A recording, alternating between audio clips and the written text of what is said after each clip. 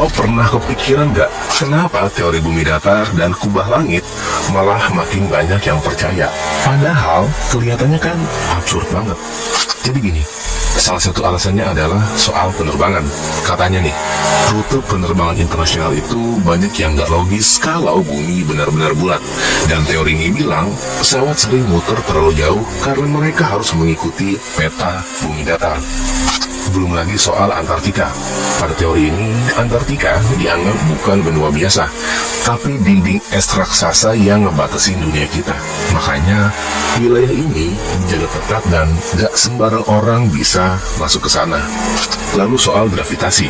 Teori ini juga nggak percaya sama konsep gravitasi yang kita ketahui. Katanya, benda jatuh itu bukan karena gravitasi, tapi karena bumi itu datar dan semua benda lebih berat dari udara di sekitarnya.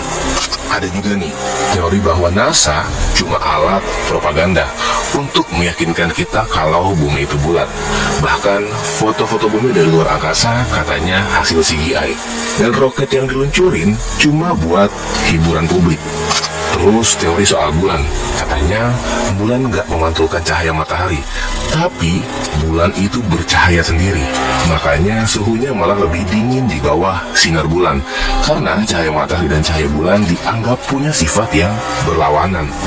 Tapi nih, lo sadar nggak sih kalau teori ini juga punya pertanyaan yang susah dijawab?